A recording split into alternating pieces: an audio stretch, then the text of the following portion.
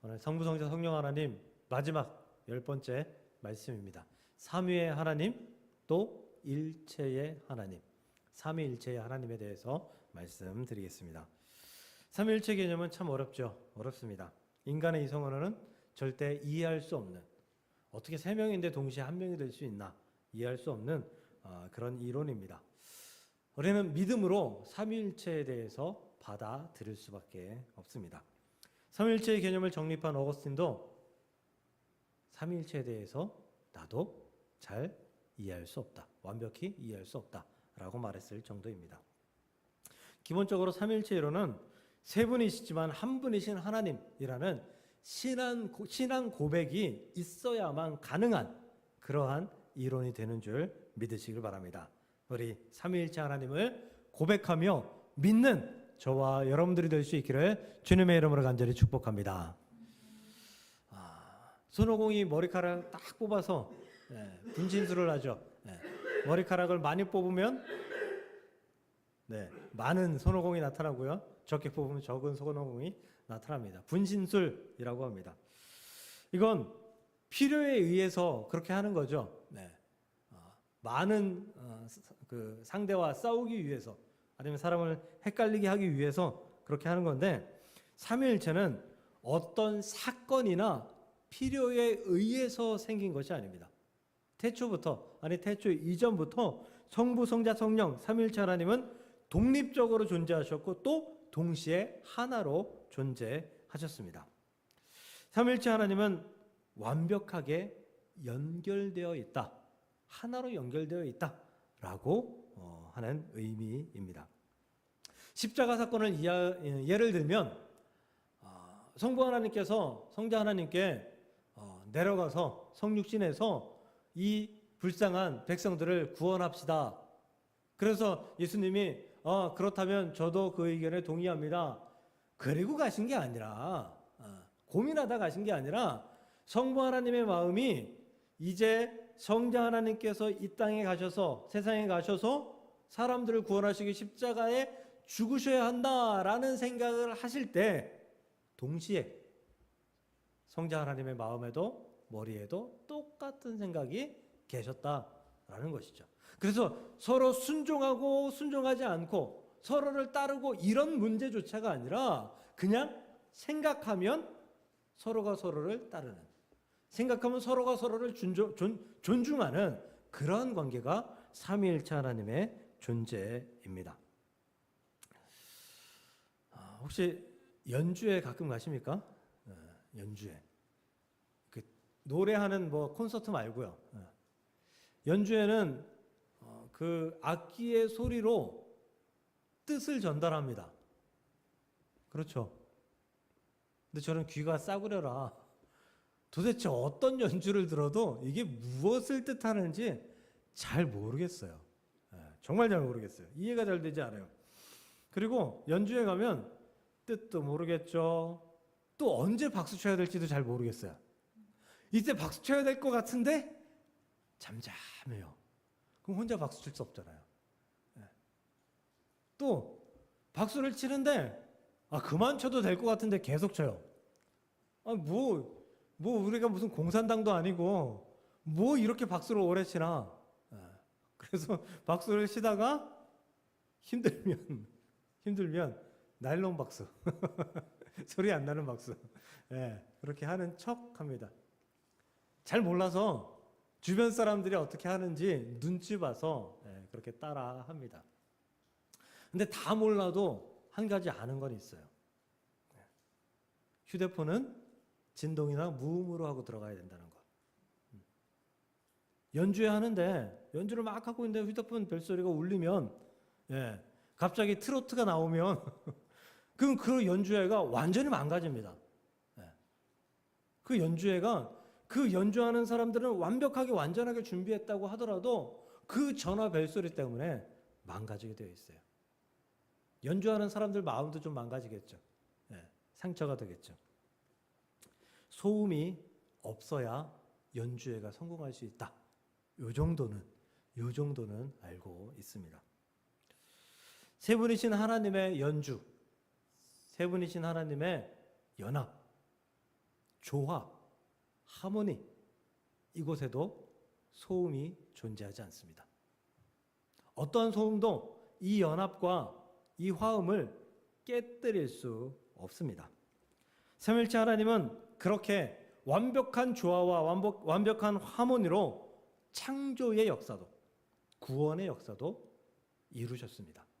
그리고 지금 이 교회의 역사도 그렇게 완벽하고 완전하게 조화롭게 이루어가고 계심을 믿으시길 주님의 이름으로 간절히 축복합니다. 오늘 말씀을 통해서 그 신비롭고 실제적인 삼위일체 하나님에 대해서 들으며 믿음의 다짐을 하고 결단을 할 수 있는 귀한 시간이 될 수 있기를 간절히 소망합니다. 오늘은 삼위일체 하나님의 연합에 대해서 말씀드릴 것입니다. 이 삼위일체 하나님의 첫 번째 연합의 모습, 그것이 바로 오늘 말씀에 있는 창조 사건입니다. 오늘 말씀 1장 1절, 이걸 적을까 말까 했습니다. 다 이거 이 정도로 외우시잖아요. 태초에 하나님이 천지를 창조하시니라. 근데 하나님 옆에 엘로힘 창조하시니라 옆에 바라라고 적어놨잖아요. 엘로힘은 하나님이란 뜻이라는 거 많이 들었죠. 네, 많이 들으셨죠. 네, 바라라고 하면 창조하다라고 쓰인 히브리 단어입니다. 근데 엘로힘은 복수 형태입니다. 우리도 우리라고도 이야기하지만 우리들이라고 이야기하잖아요. 들이라고 붙으면은 여럿이라는 뜻이 됩니다. 그게 복수형이죠. 예. 그러니까 엘로힘은 복수형이에요. 단수가 아니에요. 하나가 아니에요. 여럿이라는 뜻이에요. 그러면 문장에서 주어가 복수형이 되면 서술어도 동사도 복수형이 돼야지 맞아요. 그렇게 쓰는 거예요. 영어를 예를 들면 우리 뭐 아주 기본적인 영어는 하잖아요. He is, 예. He is잖아요. 예. We are. 근데 he are 그러면 이미 틀린 문장이죠. 예. We is 그러면 완전히 틀린 문장이죠. 예. 근데 저기 뒤에 바라라고 적혔잖아요. 바라는 단수형이에요. 엘로힘과 맞추려면 바레우라고 써야 돼요. 바레우. 예. 근데 바라라고 적혔거든요. 그럼 이 문장은 틀린 문장입니다. 잘못된 문장이에요. 이 문장을 우리가 원래 창세기 원본이 없으니까 사본들이 내려오면서 잘못 기록되었을 것이다라고 예측할 수도 있겠지만 이 문장이 올바르다라는 생각으로 판단으로 이 문장을 파악을 하면 이 문장을 쓴 저자의 의도를 알 수 있어요. 엘로힘이 삼위일체 하나님이다라는 뜻이죠. 세 분 하나님이라는 의미의 복수. 그럼 왜 단수를 썼냐? 바레우 쓰지 않고 왜 단수를 썼냐? 세 분이신 하나님이 하시는 일은 한 가지예요. 같이 일하시는 거예요. 동일한 일을 하시는 거예요. 세 분이신 하나님이 한 사람, 한 분인 것처럼 일하기 때문에 단수형으로 적었다라는 것이죠. 그러니까 태초에 하나님이 천지를 창조하시니라 이 문장 안에서 복수와 단수가 공통적으로 존재하는 것은 이미 하나님이 삼위일체 하나님이다 라고 전제하에 그런 믿음하에 이 말씀을 적었다라고 이해할 수가 있는 것입니다. 제가 이렇게 문법에 대해서 말씀을 드렸는데 아주 쉽죠? 이해하시죠? 예. 그러니까 태초에 하나님의 천지를 창조하시니라 여기에 삼위일체의 진리가 담겨 있구나라고 여기면서 다음에 이 말씀을 읽으시기를 주님의 이름으로 간절히 축복합니다. 2절도 한번 볼까요? 땅이 혼돈하고 공허하며 흑암이 깊음 위에 있고 하나님의 영은 수면 위에 운행하시니라. 저 빨간색 하나님의 영이 성령님이죠. 성령을 이야기합니다. 예, 히브리어도 루아흐 해가지고 성령이라고 표현하고 있어요. 이 하나님의 영을 표현하고 있는데, 그러니까 성령님은 수면 위에 운행하시면서 일하시는 역할을 지금 감당하고 계시고요. 성부 하나님은 창조의 주체로서 일하고 계시잖아요. 그럼 나머지 한 분, 성자 하나님. 성자 하나님에 대한 말씀은 창세기에 나오지 않아요. 성자 하나님에 대한 말씀은 구약에 거의 등장하지 않아요. 예언서 외에는 거의 등장하지 않아요. 네. 그러면 아니 목사님, 성부 하나님, 성령 하나님이 같이 일하신 거네요. 성자 하나님은 안 계시네요. 이렇게 따질 수 있잖아요. 근데 그렇지 않습니다. 아까 엘로힘이라고 했잖아요. 이미 거기에 답이 있어요. 엘로힘이라는 단어가 이 창세기 1장에 32번 사용되었습니다. 왜? 뭐 아도나이나 뭐 야훼, 뭐 야후 이런 단어로 안 쓰고 엘로힘이라고만 적었을까? 왜 복수형으로만 적었을까? 이미 여기에 성부, 성자, 성령 하나님이 동시에 같이 함께 일하고 계셨음을 말씀하고 있는 거예요. 그러니까 창세기 1장에서 천지를 창조하시는 하나님의 말씀 가운데에는 성자 하나님, 예수님이 이미 존재한다. 어떤 분은 이렇게 이야기해요. 어떤 신학자들은 이렇게 얘기해요. 요한복음 1장 보면 태초에 말씀에 계시니라 하잖아요. 그 말씀이 예수님이다라고 말하잖아요. 거기서. 그래서 하나님이 천지를 창조하실 때 말씀으로 창조하셨으니까 말씀, 도구, 예수님을 통해서 천지를 창조하셨다. 이렇게 주장하는 학자들도 있었어요. 신학자들도 있었어요. 그런데 제가 보기엔 그건 맞지 않는 것 같아요. 왜냐하면 창세기 말씀 보면 하나님이 이르시되 빛이 있으라. 하나님이 이르시되 물과 물로 나뉘라. 하나님이 이르시되 천하의 물에 한 곳으로 모이고 묻이 드러나라. 이렇게 말씀하시거든요. 그러면 이 말씀 이전에 만약에 예수님이 이 일의 도구로 사용됐다면 하나님이 말씀을 통해 일하시되 이런 식의 말씀이 되어야겠죠. 근데 하나님께서 말씀하실 때 이게 아니라 하나님께서 이르시되라고 설명이 됐다고요. 그렇게 해석이 되었다고요. 이것은 말씀을 통해, 그러니까 예수님을 통해가 아니라 하나님의 입에서 나오는 그 말씀 그대로를 통해라고 우리는 이해해야 한다라는 거죠. 그러니까 성자 하나님이 도구로서 일하신 것은 아니에요. 그런데 무언가 어떤 역할을 분명히 하셨기 때문에 엘로힘이라고 적혔다라는 사실을 기억하고 성부 하나님, 성자 하나님, 성령 하나님이 함께 연합함으로 창세기의 말씀을, 태초에 천지를 창조하시는 창조의 말씀을 이루셨다라는 사실을 믿으시고 그 안에서 여러분들의 삼위일체의 고백을 할 수 있기를 주님의 이름으로 간절히 축복합니다. 그 천지를 창조하셨습니다. 혹시 이 작품 뭔지 아세요? 본 적 있으세요? 네, 저 말고요. 이 작품 말고요. 요 옆에 있는 이 작품. 네. 잘 그렸나요? 이 작품이요. 제목이 절대주의 구성. 제가 인터넷 서핑하다가 우연히 찾았는데 설교와 적용이 되겠더라고요. 2018년 크리스트 경매에서 8,580만 달러, 우리 돈 1,140억에 낙찰된 작품이에요. 작가의 이름은 카지미르 말레비치. 전 이 사람 누군지도 몰라요. 살았는지 죽었는지도 몰라요. 근데 이게 1,140억에 팔렸대요. 사실 저도 요 정도는 그리거든요. 요거보다 더 잘 그릴 수도 있어요. 아니 저거 빤하잖아요. 그냥 딱 평행으로 하나 더 그려놓고 다 사선으로 지 마음대로 그려놓은 거잖아요. 자기가 원하는데 저게 무슨 의미일까요 도대체? 저거보다 좀 더 멋있게 그릴 수 있는데 제가 그려놓으면 1,140원에는 사 가시겠습니까? 네.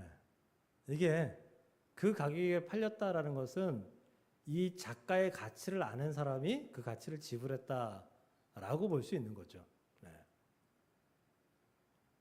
우리가 사는 이 땅은 작가가 하나님이십니다.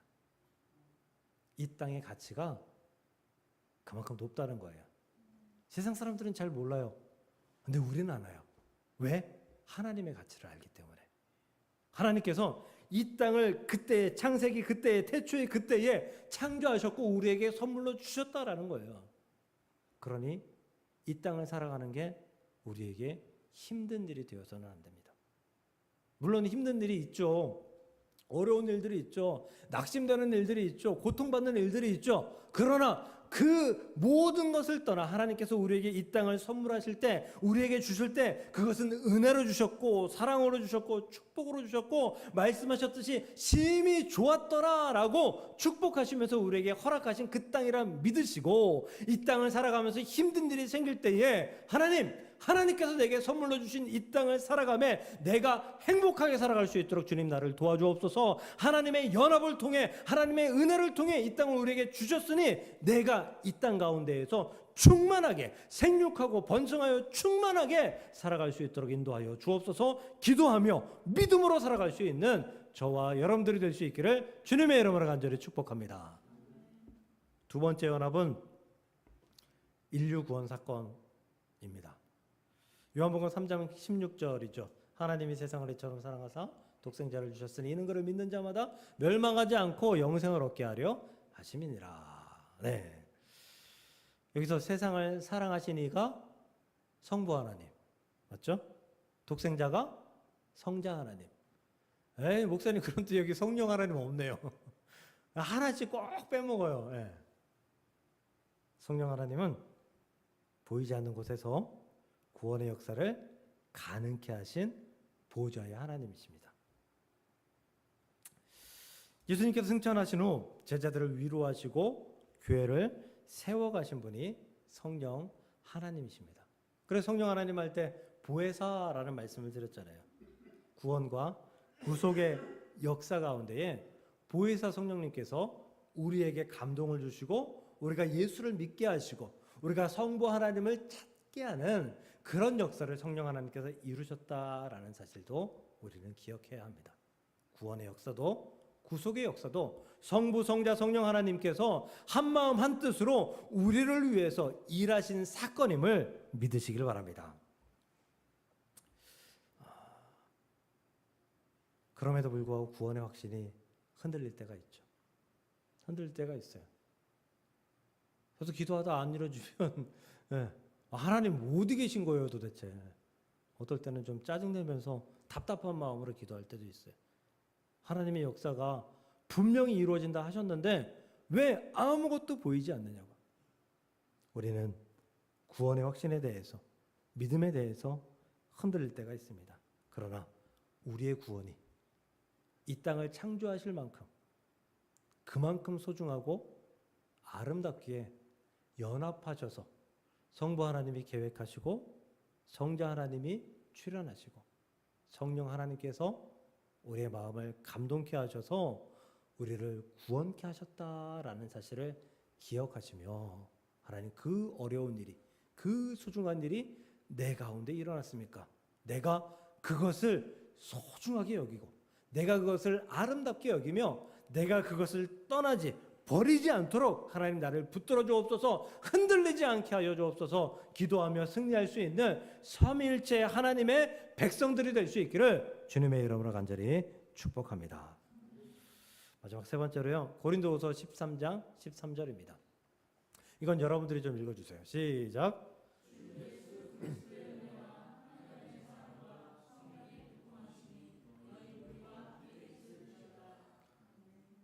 이거 어디서 많이 들어보지 않았어요?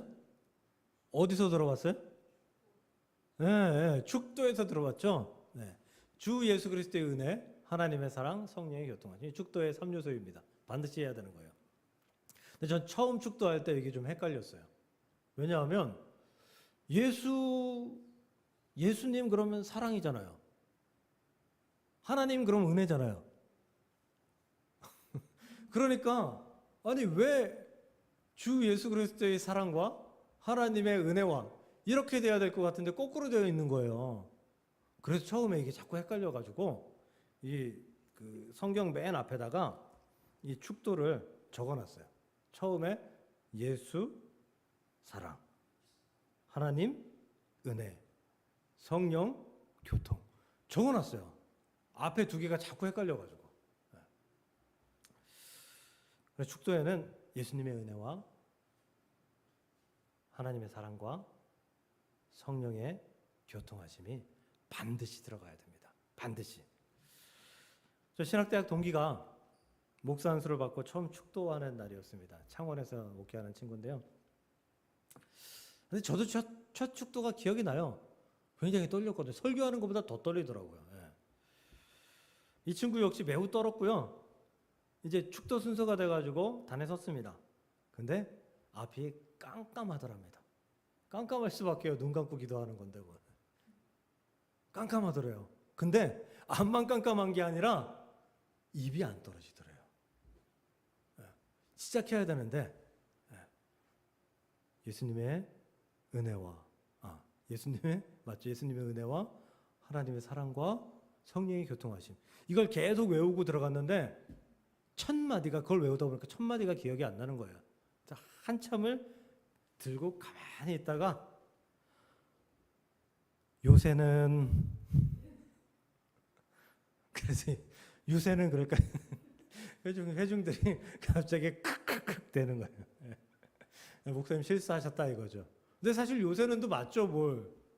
보통 축도 시작할 때 이제는 아니면 지금은으로 시작하잖아요. 이제는, 지금은, 요새는 뭐가 달라요? 근데 좀 요새는 좀 저렴한 티가 납니다. 저렴한 것 같아요. 요새는이랑은 잘 안 하죠. 그러니까 요새는에서 이미 당황했어요. 확 당황했어요. 그러다 보니까 주 예수 그리스도의 은혜와 우리 하나님의 사랑하심이 지금부터 영원까지 함께 하실지어다 하고 끝내버렸대요. 성령의 교통하심을 빼먹었대요. 다행히 성도님들은 알았는지 몰랐는지 모르겠지만 아멘으로, 큰 소리로 아멘으로 첫 번째 축도를 격려해 주었다라고 고백하더라고요. 축도가 우리가 예배 이렇게 끝나면 예배가 예배의 마지막 순서이다라고 요 정도로 생각하는 경향이 좀 있어요. 제가 설교하다가 주님의 이름으로 축복합니다 그러면은 예배 끝났구나 생각하죠. 설교 끝났구나 생각하시죠. 네. 제가 신학대학 때 채플, 그러니까 예배를 드리는데, 학생들 예배 드리는데 설교자가, 교수님이 설교하는데 보통 채플에는, 학생들 채플에는 30분 설교 안 해요. 한 20분 정도 설교해요. 짧게 해요.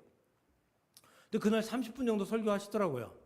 주님의 이름으로 축복합니다 라고 해서 저희는 끝난 줄 알고 성경을 탁 덮었는데 둘째는 그러시더라고요.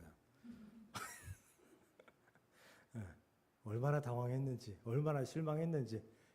둘째는 그러니까 아주 탄식 소리가 여기저기서 났던 그런 기억이 있습니다.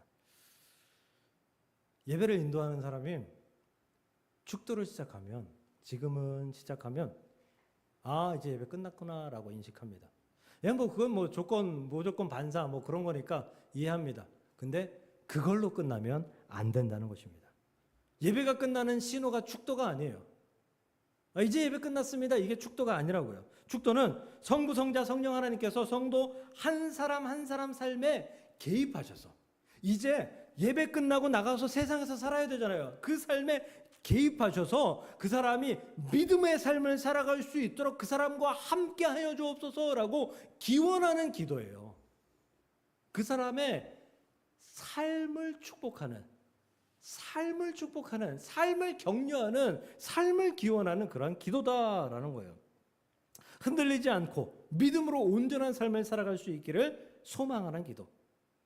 그러므로 사랑하는 성도 여러분, 이제부터라도 축복 기도를 받으실 때, 축복 기도를 들으실 때, 내가 이 기도로 말미암아 이 기도를 받고 이 세상에 나아가면 하나님, 내가 이 기도대로 하나님의, 예수님의 은혜와 하나님의 사랑과 성령의 교통하심이 내 몸 가운데, 내 삶 가운데 가득한 삶을 살아갈 수 있도록 나를 지켜주옵소서 다짐하는 마음으로 그렇게 축도를 들으시고 받으시길 간절히 소망하고 축복합니다. 그러면 축도와 삼위일체의 관계가 도대체 무엇인데 이렇게 말씀드릴까요? 그리스도인들에게 진정한 축복은 물질, 평안, 인간관계, 이런 외적인 이런 조건이기 이전에 성부, 성자, 성령, 삼위일체 하나님과 동행하고 동역하는 것, 즉 삼위일체 하나님의 연합과 우리가 또 그 하나님과 연합하는 것이 그렇게 소중한 것이다라는 것을 말씀드리기 위해서 축도를 말씀드리는 것입니다. 우리 그런 광고 본 적 있으세요? 사람이 이렇게 걸어가고 있는데 거기에 이렇게 풍선 같은 동그란 풍선 같은 그런 게 사람을 감싸고 있어요. 홍삼 광고예요. 홍삼. 그러니까 홍삼의 면역력이 그 사람을 그렇게 이렇게 보호하고 있다라는 의미인 거죠. 광고 본 기억나시죠? 예, 오래되긴 했지만 기억납니다. 우리 홍삼이 세균이나 바이러스로부터 그 사람을 보호하는, 그 사람에게 면역력이 된다면 축도는 죄의 유혹으로부터, 죄로부터 우리를 지켜주는 영적인 면역력이 되기를 소망하는, 기원하는, 하나님의 보호막이 되기를 기원하는 그러한 기도다라는 것입니다. 축도는 삼위일체 하나님이 온갖 죄악으로부터 성도를 보호해 주시기를 소망하는 마음으로, 그 보호 안에 거하는 성도가 되기를 기원하는 마음으로 드리는 기도다라는 거예요.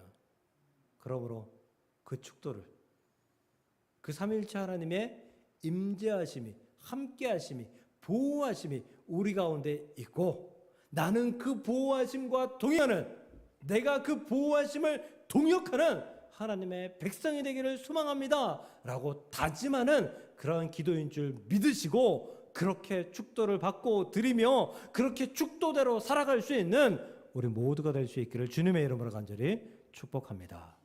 말씀을 정리합니다. 삼위일체 하나님은 삼위인 동시에 일체의 하나님이십니다. 그분들은 연합하셨습니다. 그리고 한 가지 뜻을 이루셨습니다. 인류를 창조하시며 천지를 창조하실 때, 인류를 구원하실 때, 그리고 지금 우리의 삶을 통해서 그 역사를 이루어가고 계십니다.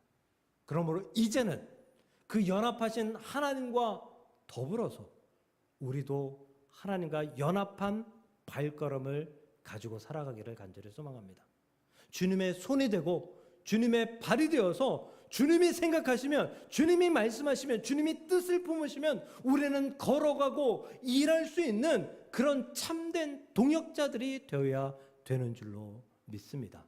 그 삼위일체의 하나님과 동역하고 동행함으로 말미암아 하나님의 놀라운 백성으로서 승리하는 삶을 살아가는 저와 여러분들이 될 수 있기를 주님의 이름으로 간절히 축복합니다.